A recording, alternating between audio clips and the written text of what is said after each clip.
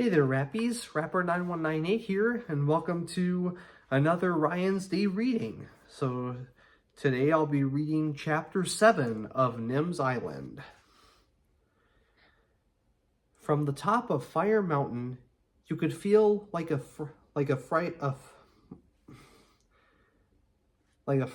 bird. I'm sorry again for my mispronunciation. Frigate bird, floating strong on the winds and seeing everywhere you wanted to see. You could see the island's shores and beaches, and the grasslands and the cliffs, and the rocks and the forest.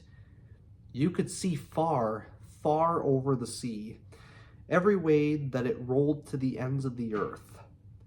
Early next morning, Nim whistled for Fred and hugged Selkie goodbye. "I'll be careful," she promised. Then she checked that her spyglass was around her neck to look for Jack, dropped a notebook and pencil in her pocket to write things down for Alex, and packed 2 bananas, a piece of coconut, a pancake bread, and her bamboo cup into her backpack for a picnic along the way. And she set off to climb Fire Mountain. She stopped at the pool to fill her cup and shoved its bamboo lid back on tight, then climbed on up, past the top of the waterfall, following the creek through tangling vines and fly-munching flowers. The air steamed and sweat dribbled. "Get down and walk, Fred," said Nim.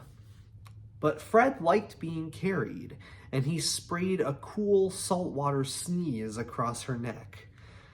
"Okay," she said, "but we'll stop for a rest." The creek was shallow and warm, but they flopped in, and it trickled over their hot bodies.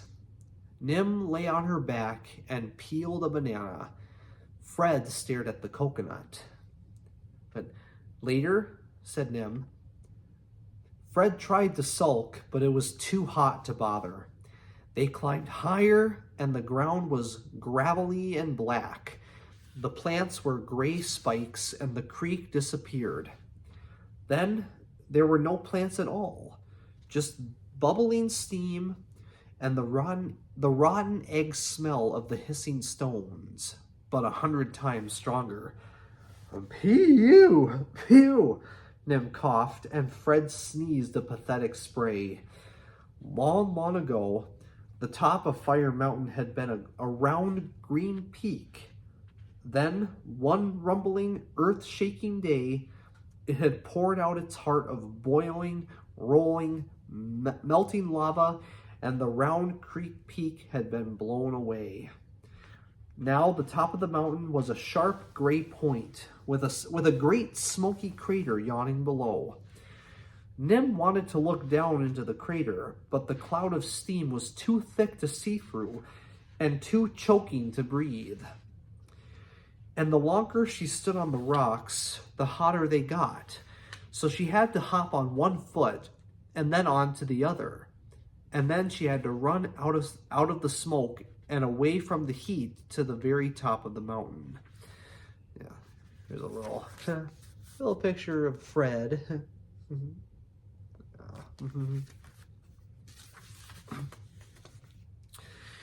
She sat down, and Fred climbed off her shoulders, and they both took a deep breath.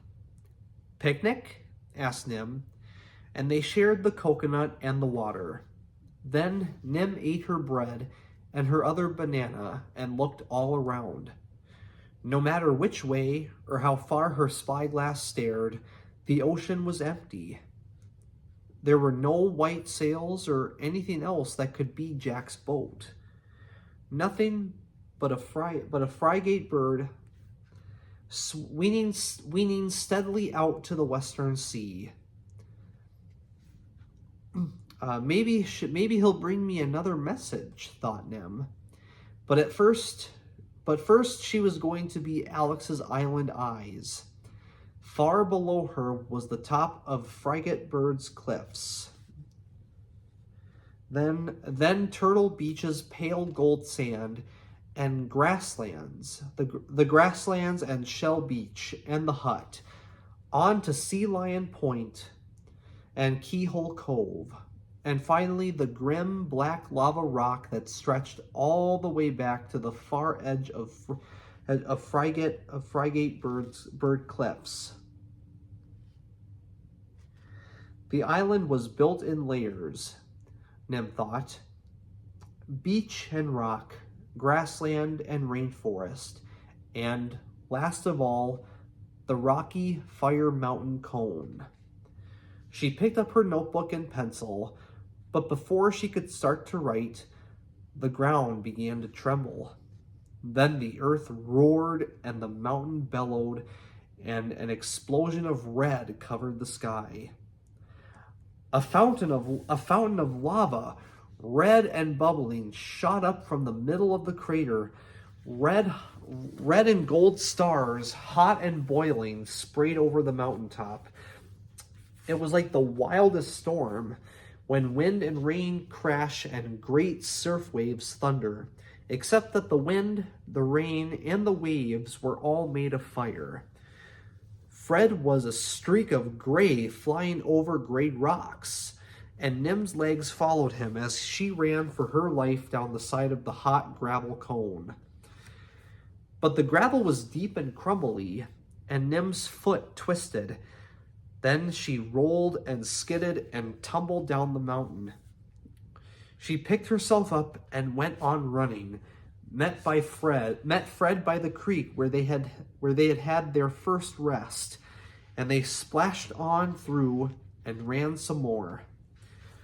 Nim's breath came in jagged chunks. She was so hot, she thought flames might spurt out of her head like her own miniature volcano.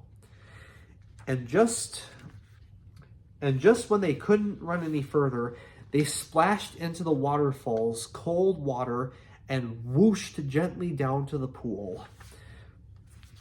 Yep, and here's a picture of Nim running down the mountain with Fred.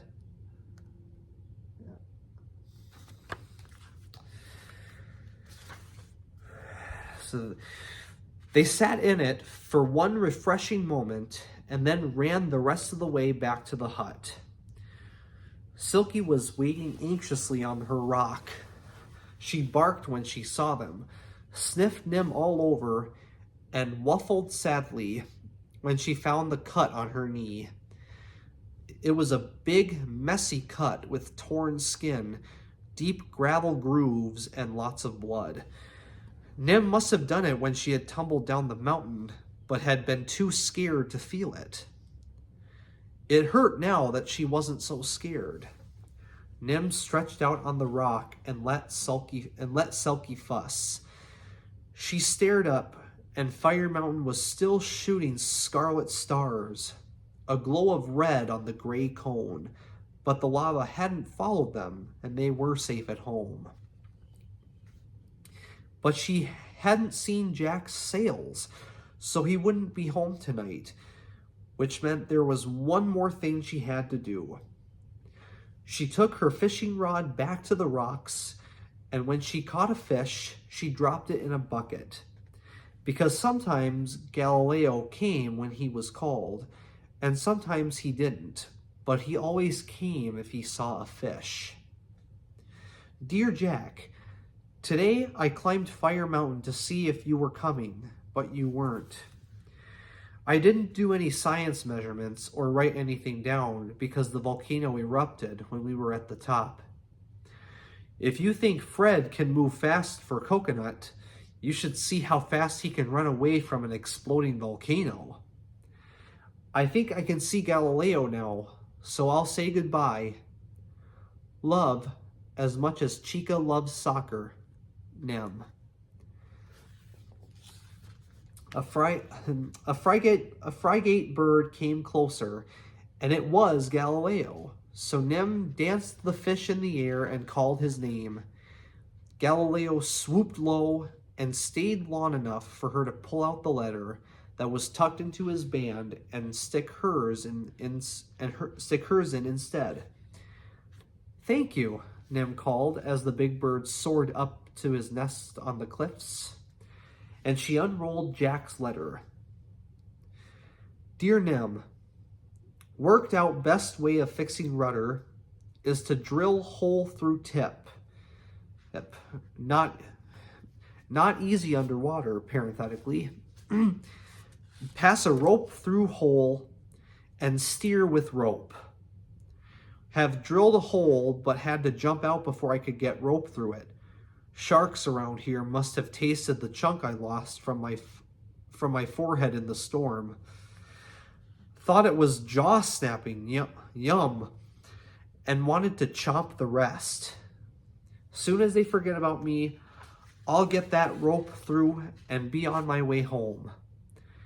But the storm blew me a long way, so it'll take a couple of days. Love, as much as sails love wind, Jack. Nim read the letter, and then she read it again. And even though Jack had tried to make it funny, she felt more lonely and miserable than she ever had before. Even writing a long email to Alex Rover all about Fire Mountain didn't make her... even writing a long email to Alex Rover all about Fire Mountain didn't make her feel better. Well, that concludes it for Chapter 7, and stay tuned next time for Chapter 8. All right, thank you, Rappies, very much. See you next time.